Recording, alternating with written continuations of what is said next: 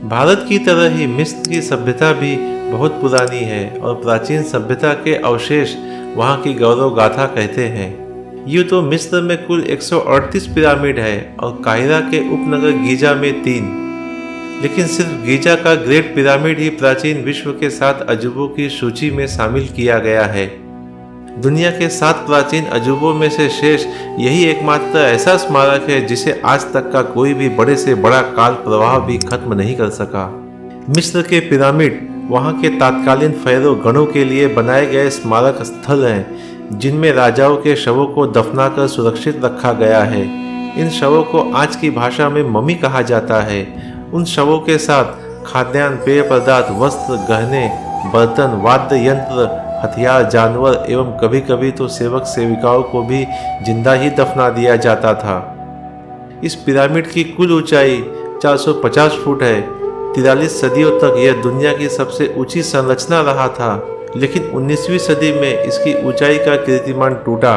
इसका आधार 13 एकड़ में फैला है, जो करीब 16 फुटबॉल मैदानों के बराबर है। एक आकलन के मुताबिक यह अमूमन 25 लाख चूना पत्थरों के खंडों से निर्मित है, जिनमें से हर एक पत्थर का वजन लगभग 2 से 30 टन के बीच है। ग्रेट पिरामिड को इतनी परिशुद्धता से बनाया गया है कि वर्तमान तकनीक ऐसी कृति को दोहरा नहीं सकती, क्योंकि यह अपने आप में किसी आश्चर्य से कम नहीं है। वहीं कुछ साल पहले तक वैज्ञानिक इसकी सूक्ष्म सममिति का पता नहीं लगा पाए थे। प्रतिरूप यानी नकल बनाने की तो बात दूर है, प्रमाण बताते हैं कि इसका निर्माण करीब 2560 वर्ष ईसा पूर्व मिस्र के शासक खुफू के चौथे वंश द्वारा अपनी कब्र के तौर पर कराया गया था। इसे बनाने में करीब 23 साल लगे थे।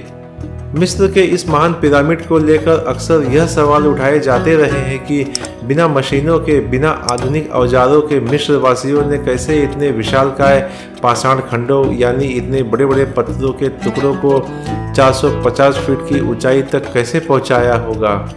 और इस बृहद परियोजना को महज 23 वर्षों में पूरा किया गया।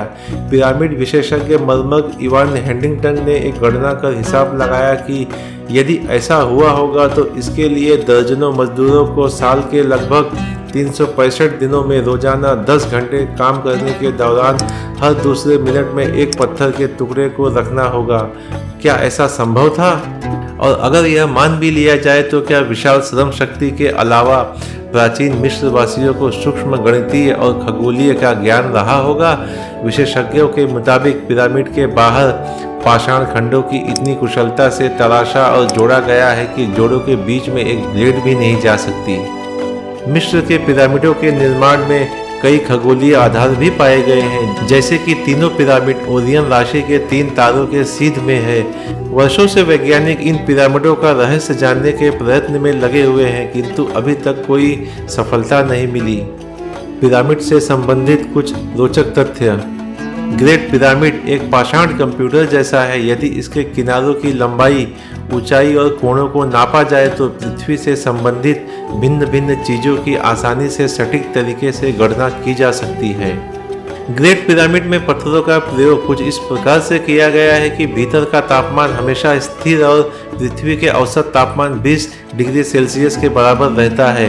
इसमें इतने पत्थरों को उपयोग में लाया गया है कि यदि इसमें लगे कुल पत्थरों को 30 सेंटीमीटर मोटे टुकड़े में काट दिया जाए तो इनसे फ्रांस की चारों ओर 1 मीटर ऊंची दीवार बन सकती है। पिरामिड के नींव के चारों कोनों के पत्थरों में वॉल्व और सॉकेट बनाए गए हैं ताकि ऊष्मा से होने वाले प्रसार और भूकंप से यह सुरक्षित रहे।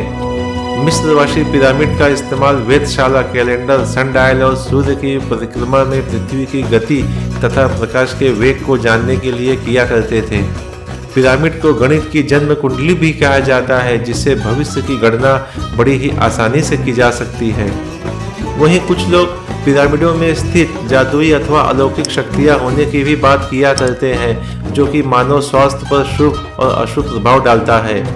और जानने की बात यह भी है कि गीजा के तीनों पिरामिडों के ऊपर के केंद्र बिंदु ऊपर के तारों से मिलते हैं और मिस्र में जहां पिरामिड बने हुए हैं वो ही धरती का मध्य केंद्र बिंदु माना जाता है।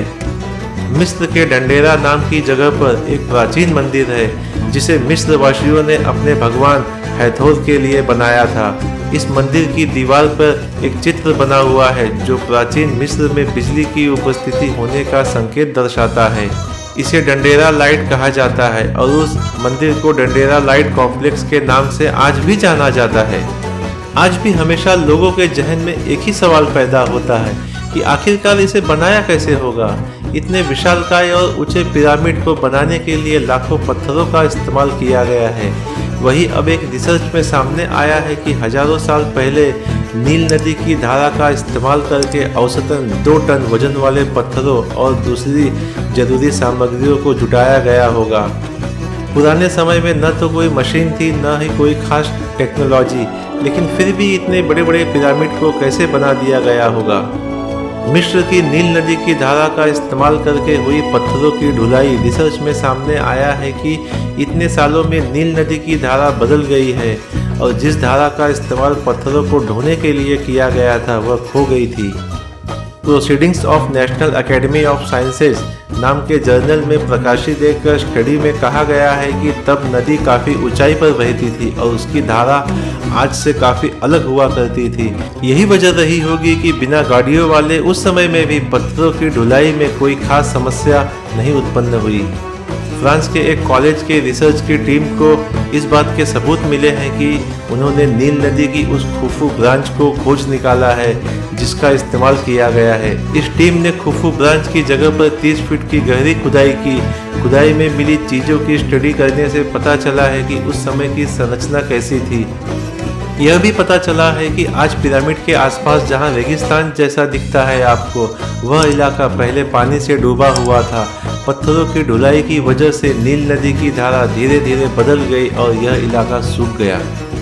वैसे तो मिस्र में बने यह विशालकाय पिरामिड अपने अंदर दफन मम्मी के रहस्यों के लिए ही नहीं बल्कि अपनी वास्तुकला और इंजीनियरिंग के लिए भी लोगों को हैरत में डालते हैं। आज से तकरीबन 4500 साल पहले की मिस्र की सभ्यता में ऐसी संरचनाओं का सटीक तरीके से बिना किसी आधुनिक तकनीक के अमली जामा कैसे पहनाया गया होगा, यह किसी भी आश्चर्य से कम नहीं है। किसी भी चीज़ की पुख्ता जानकारी न होने के बावजूद भी एक शोध ने इस पर विस्तार से रोशनी डाली है कि इतने विशालकाय पिरामिडों को सटीक संरेखन किस तरह से संभव बनाया गया होगा। दिशाओं के साथ संरेखन गीजा के महान पिरामिड कुफू को ही लिया जाए तो इस पिरामिड के आधार की पश्चिम की भुजा पूर्व की भुजा से कुछ लंबी है।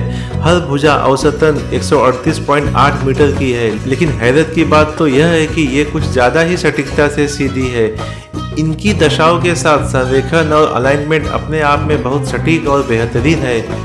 पुरातत्व विशेषज्ञ और इंजीनियर ग्लेन डेंच ने अपने journal of ancient Egyptian architecture में प्रकाशित अपने अध्ययन में बताया है कि मिस्र में पिरामिड के निर्माता कुफू पिरामिड के प्रधान दिग्बिंदु के अनुसार चाप के 4 मीटर या 1 डिग्री के 15वें हिस्से से भी ज़्यादा सटीक तौर पर अलाइनमेंट कर सके थे। वास्तव में गीजा के तीनों विशालतम मिस्र पिरामिड का अलाइनमेंट और इस तरह की सटीकता आज के समय में बिना ड्रोन, ब्लूप्रिंट और कंप्यूटर की मदद से संभव नहीं है। पुरातत्व विशेषज्ञ ग्लेन डेंच का कहना है कि सभी तीनों पिरामिडों में एक ही तरह की गलती है और वह यह है कि वे थोड़ी सी कार्डिनल यानी प्रमुख बिंदुओं की घड़ी की सुइयों की विपरीत दिशा में घूमे हुए हैं। सदियों से इस बारे में शोधकर्ताओं के बहुत सारे मत प्रस्तुत किए जा चुके हैं।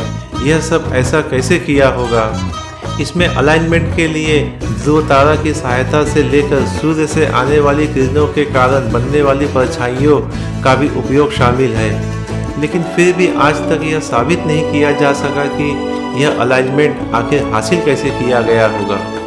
पुरातत्व विशेषज्ञ ग्लेन डेंच ने इसकी व्याख्या के लिए एक दूसरा सरल सा विचार रखा है कि जिसमें उनका अध्ययन यह सुझाता है कि आज से 4500 साल पहले मिस्र के लोगों ने सटीक अलाइनमेंट के लिए इक्विनॉक्स या समपात, यानी उनका कहने का मतलब यह था कि साल में 2 वे दिन जब दिन और रात की अवधि समान होती है का उपयोग किया होगा।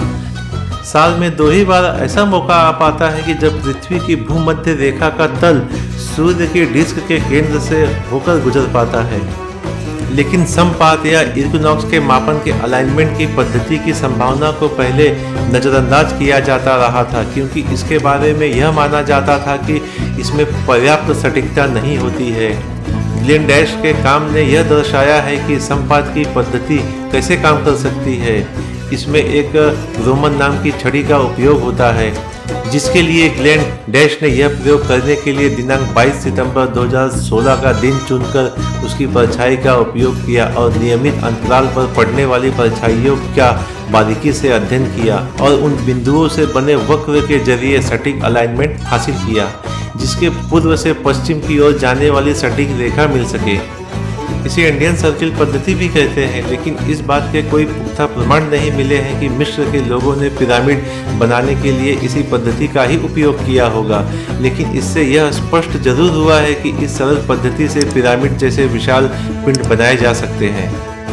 तो अब आप सोच रहे होंगे कि आखिरकार इस काम के लिए दिनांक 22 सितंबर का ही दिन क्यों चुना गया। तो आपको बता दूं कि इक्विनॉक्स के दौरान सूर्य के संबंध में पृथ्वी का झुकाव 0 डिग्री होता है और इस दौरान दिन और रात की अवधि बराबर होती है, यानी विषुव के दिन रात लगभग बराबर 12 घंटे के होते हैं। विषुव हर साल 20 या 21 मार्च और 22 या 23 सितंबर को होता है और दोनों मौक़ों पर दिन और रात एक ही अवधि के होते हैं। तो आप समझ गए होंगे इस बात को। अंततः जो भी हो, पिरामिड बनाने और उससे जुड़ी सभी चीज़ों का रहस्य शायद हमारे बीच एक रहस्य ही रहेगा। सालों से वैज्ञानिक इन पिरामिड का रहस्य जानने की कोशिश में लगे हुए हैं, लेकिन अभी तक कोई खास सफलता नहीं मिल पाई है उन्हें। मिस्र का पिरामिड अपने आप में एक ऐसी पहेली है जिसकी हर परत को खोल पाना यह किसी आम इंसान के लिए संभव नहीं है। तो आज के लिए इतना ही। हम आपसे फिर मिलेंगे इसी तरह की एक नई ऐतिहासिक वीडियो के साथ। धन्यवाद।